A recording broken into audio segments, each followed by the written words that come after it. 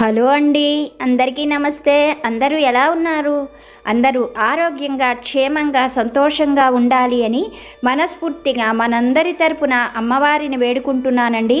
మీ అందరికీ ఒక చిన్న రిక్వెస్ట్. కొత్తగా ఎవరైనా ఛానల్ని చూస్తున్నట్లయితే ఛానల్ని సబ్స్క్రైబ్ చేసుకోండి. వీడియోని పూర్తిగా చూడడానికి ప్రయత్నం చేయండి. వీడియో నచ్చిందనిపిస్తే ఒక్క లైక్ చేయండి, సపోర్ట్ చేయండి. నన్ను సపోర్ట్ చేస్తున్న ప్రతి ఒక్కరికి పేరు పేరున నా హృదయపూర్వక ధన్యవాదాలు. అలాగే దత్తస్వరూపులైన మన సాయి సద్గురువులు మనం కోరుకున్నవన్నీ కూడా మన జీవితంలో జరిగేటట్లు అనుగ్రహించాలని, బాబాగారు నడిపించే చక్కటి మార్గంలో అందరము నడవగలిగే శక్తిని మనకి బాబాగారు ప్రసాదించాలని మనందరి తరపున నేను కూడా బాబాగారి పాదాల నుండి వేడుకుంటున్నాను. మరి ప్రతినిత్యము బాబాగారి నుండి మనం ఎన్నో మంచి మంచి సందేశాలను కథల రూపంలో తెలుసుకుంటున్నాం. ఈరోజు కూడా బాబాగారు ఒక మంచి సందేశాన్ని ఒక చక్కటి కథ రూపంలో మనకి అనుగ్రహించారు. బాబాగారు చెప్పేటువంటి ఈ మాటలను భక్తితో వినండి, శ్రద్ధతో వినండి. తప్పకుండా మన జీవితానికి కూడా ప్రతి ఒక్క మాట ఉపయోగపడుతుంది. బాబాగారి ఒక్క మాట మన జీవితాన్ని మార్చేస్తుంది అనడంలో ఎలాంటి సందేహము లేదు. మనకు ధైర్యాన్ని ప్రసాదించేవి సాయి వాక్కులే, మనల్ని మంచి మార్గంలో నడిపించేవి కూడా బాబాగారి వాక్కులే. బాబాగారు జీవితంలో మనకి తోడు ఉన్నారు అంటే ఇంకా మన జీవితంలో వెనక్కి తిరిగి చూడవలసిన అవసరం ఉండదు. మరి ఈరోజు బాబాగారు ఒక గొప్ప సందేశాన్ని అనుగ్రహిస్తున్నారు. శ్రద్ధతో బాబాగారు చెప్పే ఈ మాటలను ఆలకించండి. తల్లి, నీకు ఈ సత్యం తెలియాలి అని నేను నీతో ఈ మాటలు చెబుతున్నాను. మనుషులు వారికి అవసరం ఉన్నప్పుడు అవసరం ఉన్నట్లుగా మాట్లాడతారు, కానీ వాళ్ళ హృదయంలోని ఆలోచన మాత్రం చాలా వేరుగా ఉంటుంది. కనుక ప్రేమతో నీ తండ్రిగా నీ మేలు కోరుకుంటూ నీకు ఒక హెచ్చరికను చేస్తున్నాను. నేను నీ పట్ల ఎప్పుడూ ప్రసన్నంగానే ఉంటాను. బాధతో నువ్వు నా దగ్గరకు వచ్చినప్పుడు నీ కష్టం ఎలా తొలగించాలి అని నేను ఎంతగానో మదన పడుతూ ఉంటాను. నీ గురించే పదే పదే ఆలోచిస్తుంటాను. ఈ సందర్భంగా నీకు నా గురించిన ఒక సత్యం చెప్పాలి అనుకుంటున్నాను. అది ఏమిటో తెలుసా? నేను నా పిల్లలను ఎప్పుడూ కూడా అవమానించను. అలాగే వారిపై నాకు సంపూర్ణమైన నమ్మకం కూడా ఉన్నది. వారి భక్తి విశ్వాసాలపైన కూడా నాకు ఎలాంటి అపనమ్మకము ఉండదు. అయితే నువ్వు ఒక మాట ఇప్పుడు నన్ను అడగాలి అని అనుకుంటున్నావు. ఆ మాట ఏమిటో కూడా చెబుతాను, జాగ్రత్తగా విను. బాబా, నేను మిమ్మల్ని ఎంతో భక్తితో పూజిస్తున్నాను. అలాగే మీరు నా కష్టాన్ని కూడా పోగొట్టగలరు అని నేను చాలా విశ్వాసంగా నమ్ముతున్నాను కదా. మరి నా కష్టం ఇంతవరకు ఎందుకు తీరడం లేదు బాబా అని నన్ను పదే పదే అడుగుతూ ఉంటావు. మరి నువ్వు అడిగిన అనుకుంటున్న ఈ ప్రశ్నకు నేను సమాధానం చెప్పబోతున్నాను. శ్రద్ధగా విను. తల్లి, నువ్వు ఏది కోరుకున్నా ఏదైనా సరే దానిని నేను నీకు తప్పకుండా ఇవ్వగలను. అయితే నీకు జీవితం అంతా సంతోషం ఉండేలాగా నేను చెయ్యాలి అని నేను కొంత ఆలస్యం చేస్తున్నాను. ఆ విషయం నాకు తెలుసు. నీకు నా పైన సంపూర్ణమైన నమ్మకం గనక ఉన్నట్లయితే నీకు జరగబోయే మేలు తప్పకుండా నువ్వు చూసి ఆనందించగలవు. మేలు కోసం నేను నిన్ను పదే పదే హెచ్చరిస్తూనే ఉంటాను. నీకు మేలు కలిగించడం కన్నా నాకు వేరొక పని లేదు అన్న విషయాన్ని నువ్వు సంపూర్ణమైన విశ్వాసంతో నమ్ము. నా బాబా నాకు మేలు చేస్తారు అని నువ్వు నమ్మకంతో ఉన్ననాడు ఆ మేలు నీకు తప్పకుండా వచ్చి చేరుతుంది. అది అందించే బాధ్యత నాదే అని బాబాగారు ఒక మంచి సందేశాన్ని మనకి అనుగ్రహిస్తున్నారు. బాబాగారి పైన సంపూర్ణమైన విశ్వాసం ఉండాలి, నమ్మకం ఉండాలి. పని ఆలస్యం అయ్యింది కనుక బాబాగారు నాకు ఇక ఈ పని చెయ్యరేమో అని అనుమానం అనేది మొదలవుతుంది. కానీ బాబాగారు చెబుతున్నారు, నా పైన నీకు సంపూర్ణమైన విశ్వాసము, శరణాగతి ఉన్నట్లయితే నువ్వు కోరుకుంటున్నట్లుగా ఆ మేలు జరిగే వరకు నేను విశ్రమించను అని మన సాయి సద్గురువులు ఒక మంచి సందేశాన్ని మనకి అనుగ్రహించారు.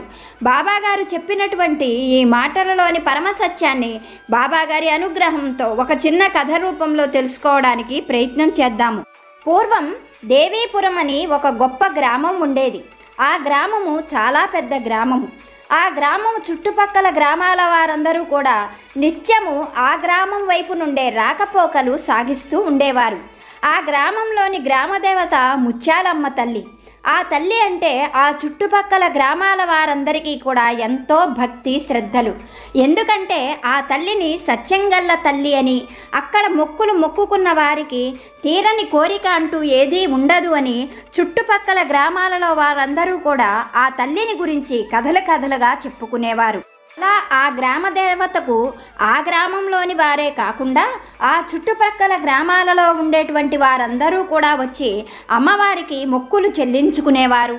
అలా ఆ గ్రామంలోని వారే కాకుండా మిగిలిన గ్రామాల వారందరూ కూడా కలిసి ఆ అమ్మవారికి ఆ గ్రామంలోనే ఒక పెద్ద దేవాలయాన్ని కట్టించారు. తమ శక్తి కొద్దీ భక్తులందరూ అమ్మవారికి ప్రతినిత్యము మొక్కులు చెల్లించుకోవడమే కాక విలువైనటువంటి బంగారు కానుకలను ఆ తల్లికి సమర్పించుకునేవారు.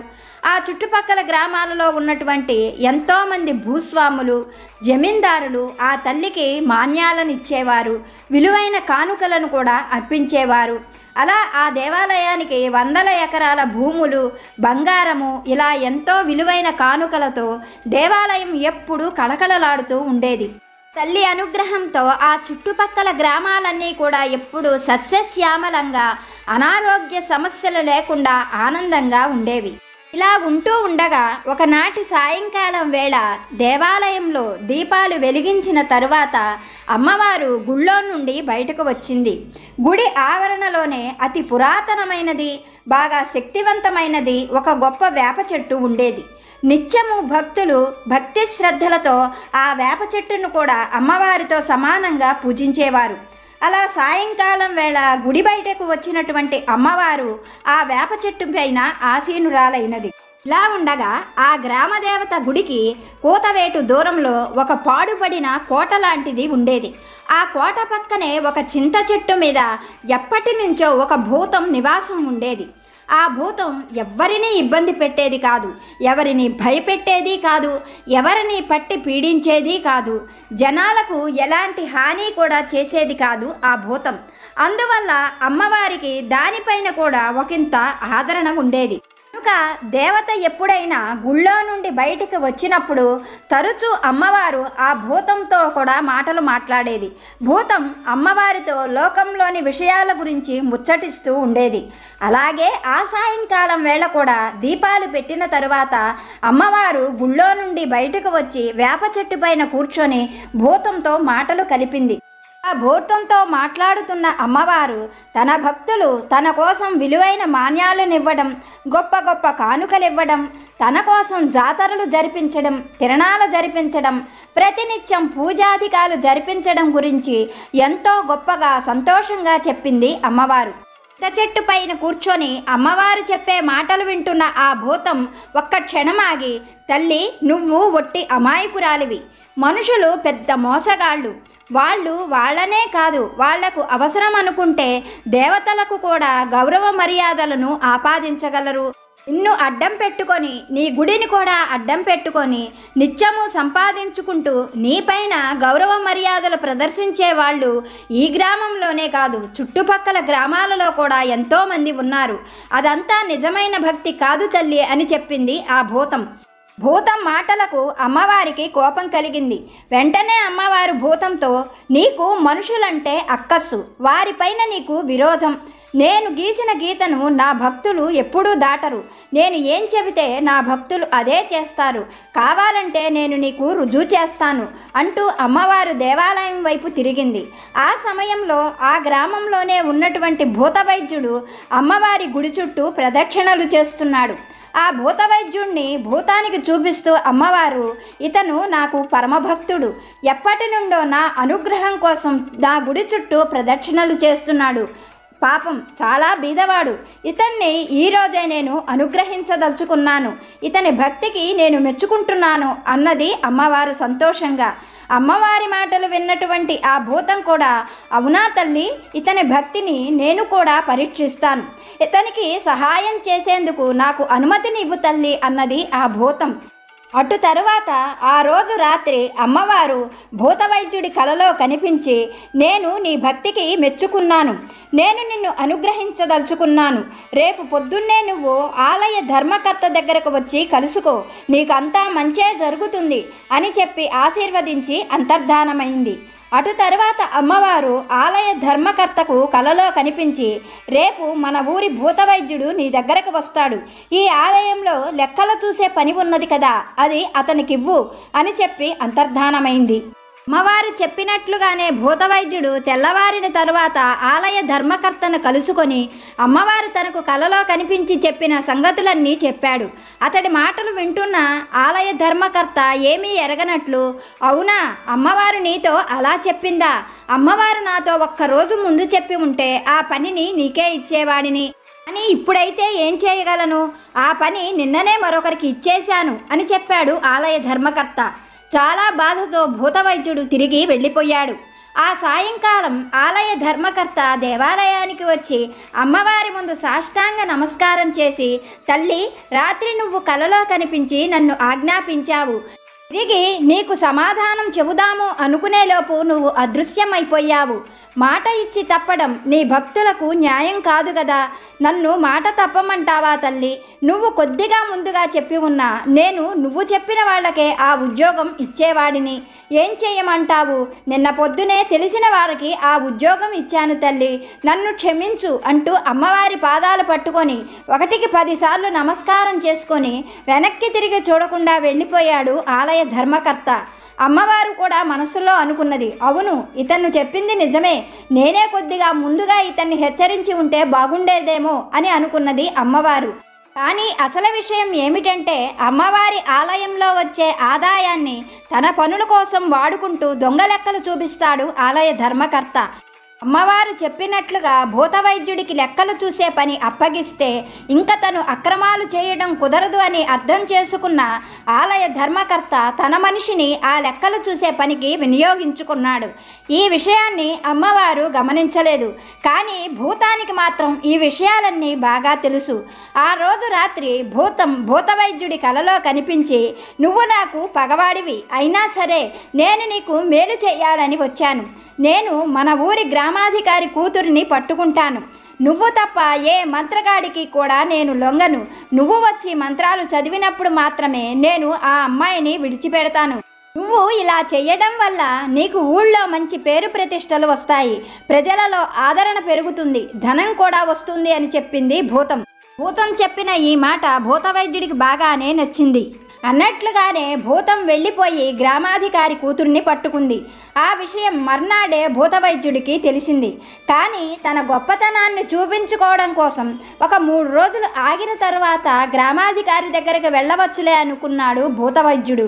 అయితే భూతవైద్యుడికి సహాయం చేయాలి అనుకుంటున్నది అన్న విషయం అమ్మవారికి తెలిసింది. అమ్మవారు ఆ రోజు రాత్రే భూతవైద్యుడి కలలో కనిపించింది. అమ్మవారిని చూస్తూనే భూతవైద్యుడు అమ్మకు నమస్కరించి కన్నీరు పెట్టుకుంటూ, ఏం తల్లి, గర్భదరిద్రుణ్ణి, నన్ను ఇంకా అవమానాలు పాలు చేస్తావా అంటూ ప్రశ్నించాడు. ఆ మాటలకు అమ్మవారు భూతవైద్యుడితో, లేదు, ఎక్కడో పొరపాటు జరిగింది, నేను నీకు తప్పకుండా సహాయం చేస్తాను, రేపు నువ్వు మన ఊళ్ళోని వర్తకుడు వరాల శెట్టి దగ్గరకు వెళ్ళు, అతను చాలా ధనవంతుడు, నీకు తప్పకుండా ధన సహాయం చేస్తాడు అన్నట్లుగా నిన్ను ఒక మాట విషయంగా హెచ్చరించాలని వచ్చాను, నీకు నిజంగా నా పైన భక్తి శ్రద్ధలు ఉంటే మరెవరి సహాయాన్ని ఆశించకు అని చెప్పి అమ్మవారు అదృశ్యమైంది. తరువాత అమ్మవారు వరాల శెట్టికి కలలో కనిపించి సంగతంతా చెప్పింది. వరాల శెట్టి అమ్మవారి మాటలు విని, తల్లి, నీ మాటే నా మాట, నేను నీ మాట మీరగలనా తల్లి అని చెప్పాడు. ఆ మరనాడు భూతవైద్యుడు వరాల శెట్టి ఇంటికి వెళ్ళాడు. శెట్టి భూతవైద్యుడిని చూస్తూనే అంతెత్తున మండిపడుతూ, అమ్మవారు చెప్పడం, నువ్వు ఇలా రావడం ఏమీ బాగుండలేదు, తినకుండా రూపాయి కూడబెట్టుకొని కష్టపడి నేను ఇంతవాణ్ణి అయ్యాను, ఈ దాన ధర్మాలు చేయడం మా ఇంటా వంట లేదు, అమ్మవారు చెప్పిందని ఆశతో నువ్వు ఇంత దూరం వచ్చావు, ఇదిగో ఈ చిల్లుకాని ఉంచుకో అంటూ తన జేబులో ఉన్న ఒక చిల్లుకానీని తీసి వరాల శెట్టి భూతవైద్యుడి చేతిలో పెట్టాడు. ఆ చిల్లుకాని చూసిన భూతవైద్యుడు ఎంతో అవమానంతో కన్నీరు పెట్టుకొని అక్కడ నుండి ఇంటికి వెళ్ళిపోయాడు.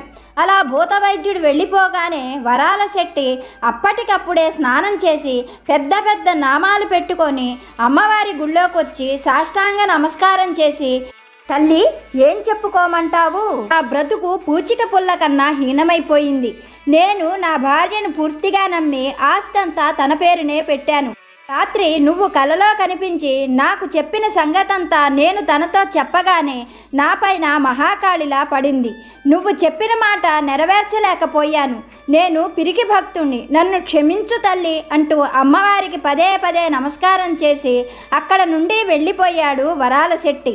అతను వెళ్ళగానే అమ్మవారు మనస్సులో ఇలా అనుకున్నది, నేను ఆజ్ఞాపించాను గాని కట్టుకున్నది సహకరించకపోతే అతను మాత్రం ఏం చేస్తాడు అని అతను చెప్పిన మాటలు నమ్మి అమ్మవారి మనసు కరిగిపోయింది. ఆ తరువాత భూతవైద్యుడు మరి 2 రోజులు ఆగి గ్రామాధికారి మళ్ళీ కబురు పంపించడంతో గ్రామాధికారి ఇంటికి వెళ్ళాడు. తనకు వచ్చిన భూతవైద్యానికి సంబంధించిన మంత్రాలు చదివి ఆ భూతాన్ని వదిలించాడు. గ్రామాధికారి ఎంతో సంతోషంగా భూతవైద్యుడికి తగినంత ధనం ఇచ్చి సత్కరించాడు. దానివల్ల గ్రామంలోనే కాకుండా చుట్టుపక్కల గ్రామాలలో కూడా గొప్ప భూతవైద్యుడిగా పేరు తెచ్చుకున్నాడు. ప్రజలలో గౌరవ మర్యాదలు కూడా పెరిగాయి. ఆ తరువాత మళ్ళీ భూతవైద్యుడి కలలో కనిపించి ఈసారి ఆ చుట్టుపక్కల ఉన్న గ్రామాలన్నింటిలో కూడా గొప్ప ధనవంతుడైన జమీందారు కూతుర్ని పట్టుకుంటాను అని చెప్పి వెళ్ళిపోయి ఆ జమీందారు కూతుర్ని ఆవహించింది. జమీందారు దగ్గర నుండి ఎప్పుడు తనకు కబురు వస్తుందా అని భూతవైద్యుడు ఎదురు చూడసాగాడు. అయితే భూతవైద్యుడికి తనపై కన్నా భూతంపైనే నమ్మకం ఎక్కువగా ఉండడంతో జరిగే విపరీత పరిణామాలేమిటో తెలుసుకున్న అమ్మవారు భూతవైద్యుడికి కలలో కనిపించింది. అమ్మవారిని చూస్తూనే భూతవైద్యుడు చేతులు జోడించి, తల్లి నువ్వు చేసిన మేలు ఇంక నాకు చాలు. నువ్వు 2 దగ్గరకు పంపించావు, 2 నన్ను అవమానించి పంపించారు. ఈ మేలుకో దండం, దయ్యం పుణ్యమా అని లక్షణంగా బ్రతికిపోతున్నాను అన్నాడు భూతవైద్యుడు. ఆ మాటలు అమ్మవారికి ఎంతో అవమానంగా అనిపించాయి. కానీ ఏమాత్రం కోప్పడకుండానే అమ్మవారు భూతవైద్యుడితో, నేను నీకు ఈసారి తప్పక సహాయం చేస్తాను, ఇదే నాకు చివరి అవకాశం అనుకో. మన ఊళ్ళోనే గొప్ప భక్తుడైన నాగకోటయ్య రామకోటి భక్తితో రాస్తున్నాడు. నువ్వు వెళ్ళి అతన్ని కలుసుకో. అతనికి వారసులు లేరు, ఎంతో ఆస్తి ఉన్నది. అతను నీకు తప్పకుండా సహాయం చేస్తాడు. అటు తరువాత నువ్వు భూతంతో ఇంకెప్పుడు పొత్తు పెట్టుకోనని నాకు మాట ఇవ్వు అన్నది అమ్మవారు. అయిష్టంగానే భూతవైద్యుడు అంగీకరించాడు. ఆ మరునాడు భూతవైద్యుడు అమ్మవారు మహాభక్తుడని చెప్పిన నాగకోటయ్య దగ్గరకు వెళ్ళాడు. ఆ సమయంలో నాగకోటయ్య ఎంతో భక్తితో రామకోటి రాసుకుంటున్నాడు. సేపటి తర్వాత తల పైకెత్తి చూసిన నాగకోటయ్య భూతవైద్యుణ్ణి చూస్తూనే పుస్తకాన్ని మడిచి కళ్ళకద్దుకొని పక్కన పెడుతూ రాత్రి కలలో అమ్మవారు కనిపించి విషయమంతా చెప్పారు. నేను ఎవరితో అనలేదు, కానీ ఆ అమ్మవారిని పూజించినంతకాలం నాకు ఏ పని చేసినా కలిసొచ్చేది కాదు. ఇదిగో ఇప్పుడు ఈ రామకోటి రాసుకుంటుంటే నాకు కావలసినంత ప్రశాంతత దొరుకుతున్నది. ఈ రామకోటి పూర్తయింది అంటే నాకింక పుణ్యానికి కొదవలేదు. ఈ ధనమంతా కూడా నేను కష్టపడి సంపాదించాను. వారసులు లేకపోతేనే నాకు ఇష్టమైన వారికి ఇచ్చుకుంటాను, కానీ ఇలా దారేపోయే వాళ్ళకందరికీ ఇవ్వవలసిన అవసరం లేదు అన్నాడు నాగకోటయ్య. ఎంతో సిగ్గుగా అవమానంగా అనిపించింది భూతవైద్యుడికి. అలా బాధతో అవమానంతో ఇంటికి వస్తున్న భూతవైద్యుడికి జమీందారు దగ్గర నుండి కబురు వచ్చింది. వెంటనే భూతవైద్యుడు జమీందారు ఇంటికి చేరుకున్నాడు. జమీందారు భూతవైద్యుడికి ఎన్నో రకాలుగా మర్యాదలు చేశాడు. కూతురు పడుతున్న బాధంతా చెప్పి ఎలాగైనా సరే తన కూతుర్ని కాపాడమని కూతురు ఉన్న గదిని చూపించాడు జమీందారు. భూతవైద్యుడు జమీందారు చూపించినటువంటి కూతురున్న గదిలోకి వెళ్ళి తలుపులు వేశాడు. ఆ మరుక్షణమే ఆ అమ్మాయిలో ఉన్న ఈ భూతం చప్పట్లు కొడుతూ భూతవైద్యుడిని చూస్తూ, నువ్వు ఇంకా ఇక్కడికి రావాల్సిన అవసరం లేదు. ఇక్కడ నాకు చాలా సుఖంగా సంతోషంగా ఉన్నది. కోరిన తిండి తింటున్నాను, హాయిగా పట్టుపరుపుల మీద పడుకుంటున్నాను. ఇప్పటి వరకు ఆ చెట్టు ఆశ్రయించుకొని బ్రతికిన నాకు ఈ రోజున ఒక స్థిరమైన నివాసం దొరికింది. కనుక నేను ఈ అమ్మాయిని విడిచిపెట్టి వెళ్ళను అని చెప్పింది భూతం. ఆ మాటలు వింటున్న భూతవైద్యుడికి పై ప్రాణాలు పైనే పోయాయి. జమీందారుకు ఈ విషయం తెలిస్తే తనను ప్రాణాలతో ఉండనియ్యడు. ఏం చేయాలో అర్థం కాలేదు భూతవైద్యుడికి. ఆ దిగులుతోటే ఇంటికి వచ్చాడు భూతవైద్యుడు. ఆ రోజంతా అతనికి తిండిపోలేదు, రాత్రివేళ నిద్ర పట్టలేదు. ఎప్పటికో 3వ జాముకి అలా కునుకు పడుతూ ఉండగానే కలలో గ్రామదేవత ముత్యాలమ్మ చిరునవ్వుతో కనిపించింది. భూతవైద్యుణ్ణి చూస్తూ, నేను నిన్ను ముందుగానే హెచ్చరించాను. నీకు ఉపయోగపడేటట్లుగా నేను ధనం ఇప్పించలేకపోయినా నీకు అపకారం మాత్రం చెయ్యలేదు. సరే, ఇప్పుడు జరిగిపోయిందేదో జరిగిపోయింది, నేను చెప్పినట్లుగా చెయ్యి అంటూ భూతవైద్యుడికి ఒక మంచి ఉపాయాన్ని చెప్పి అమ్మవారు అదృశ్యమైంది. తెల్లవారి భూతవైద్యుడు నిద్రలేచేసరికి అతని మంచం పక్కన అమ్మవారిచ్చినటువంటి ఒక అపురూపమైన వస్తువు ఉంది. తర్వాత భూతవైద్యుడు అమ్మవారికి మనసులోనే ధన్యవాదాలు చెప్పుకొని స్నానం చేసి జమీందారు ఇంటికి చేరుకున్నాడు. జమీందారు కూతురు ఉన్న గదిలోకి వెళ్ళగానే భూతవైద్యుడిని చూస్తూనే భూతం, మళ్ళీ ఎందుకొచ్చావు అని ప్రశ్నించింది. అందుకు భూతవైద్యుడు ఏమాత్రం తడుముకోకుండా తన దగ్గర ఉన్న వస్తువును చూపిస్తూ, రాత్రి మా ఇంటికి నాకు విద్య నేర్పించిన గురువు హిమాలయాలలో నుండి వచ్చాడు. అతను నా గురుభక్తికి మెచ్చుకొని ఇదిగో ఈ అపురూపమైన కానుకనిచ్చాడు అంటూ తన దగ్గర ఉన్న గాజు పాత్రను చూపించాడు. ఆ గాజు సీసాను చూస్తుంటేనే భూతం ఎంతో సంతోషంగా, ఈ గాజు సీసాలో ఉన్న ఆ కుచ్చుల ఉయ్యాల ఏమిటి అని ప్రశ్నించింది. అందుకు భూతవైద్యుడు, ఇది మా గురువు సృష్టించిన అద్భుతమైన సృష్టి. ఈ ఉయ్యాలలో కూర్చొని ఏ కోరిక కోరుకున్నా తప్పకుండా నెరవేరుతుందట. కానీ మనుషులు ఈ సీసాలోకి ఎలా ప్రవేశించగలరు అంటూ అమాయకంగా ప్రశ్నించాడు భూతవైద్యుడు. ఆ మాటలు వింటున్న భూతం భూతవైద్యుడితో, నాకు ఎప్పటి నుండో ఒక కోరిక ఉన్నది. నేను ఒక అందమైన కన్యగా మారాలి అని నాకు ఆశ. కానీ ఇప్పటి వరకు నా ఆశ నెరవేరలేదు. ఎలా ప్రవేశించాలో నేను చూపిస్తాను అంటూ పొగ రూపంలో మారిపోయి ఆ సీసాలోకి భూతం వెంటనే ప్రవేశించింది. మరుక్షణం ఏమాత్రం ఆలస్యం చెయ్యకుండా భూతవైద్యుడు ఆ సీసా పైన అమ్మవారు చెప్పినట్లుగా మూత పెట్టేశాడు. జరిగిన మోసం గ్రహించిన భూతం పెద్దగా అరుస్తూ బయటకు తీయమని, లేకపోతే ప్రాణాలు తీస్తానంటూ బెదిరించసాగింది. భూతం మాటలకు ఏమాత్రం భయపడకుండా భూతవైద్యుడు, నేను మనిషిని, సాటి మనుషులందరూ బాగుండాలని ఎప్పుడూ కోరుకుంటాను. ధనం కోసం ఆశపడి నీతో పొత్తు పెట్టుకున్నాను. నీ వల్ల మానవ జాతికి ఎప్పటికైనా ప్రమాదమే అంటూ అక్కడ నుండి వెళ్ళిపోయి ఏ మనుషులు చూడలేదు అనుకున్న చోట భూమిలో నిలువెత్తున పాతేసి అక్కడ నుండి వచ్చేశాడు భూతవైద్యుడు. తర్వాత జమీందారు తన కూతురి కష్టాన్ని పోగొట్టిన భూతవైద్యుడి బాధని గమనించి అతనికి 10 ఎకరాల పొలం, కోరినన్ని పశువులు, ధనము ఇచ్చాడు. గొప్పగా అతనికి గండపెండేరం బహూకరించి సత్కరించాడు. ఆ తరువాత అమ్మవారు ఇవన్నీ గ్రహించి మనుషుల తీరుతెన్నులు అర్థం చేసుకొని ఇంకెప్పుడు వారికి కలలో కనిపించకూడదు అని నిర్ణయించుకుంది. మనకు సాయినాథుడు చెప్పేటువంటి మాటలు ఇవే. తల్లి, నీకు నాపైన సంపూర్ణమైన నమ్మకం ఉంటే నీ జీవితాన్ని నేను తప్పకుండా బాగు చేస్తాను. చిన్న చిన్న ఆటంకాలకు ఏమాత్రం భయపడకు. నాపైన శ్రద్ధ సబూరితో ఉండు. నీ జీవితంలో ఆనందం అనేది నేను తప్పకుండా అనుగ్రహిస్తాను. నువ్వు మరొకరిని ఆశ్రయించవలసిన అవసరం లేదు అని బాబాగారు మంచి సందేశాన్ని అనుగ్రహించారు. ఇప్పటి వరకు వీడియో చూసిన మీ అందరికీ పేరు పేరున ధన్యవాదాలు. మరొక మంచి వీడియోతో సాయి దివ్యాశీస్సులతో మళ్ళీ కలుసుకుందాం. సర్వే జన సుఖినో భవంతు.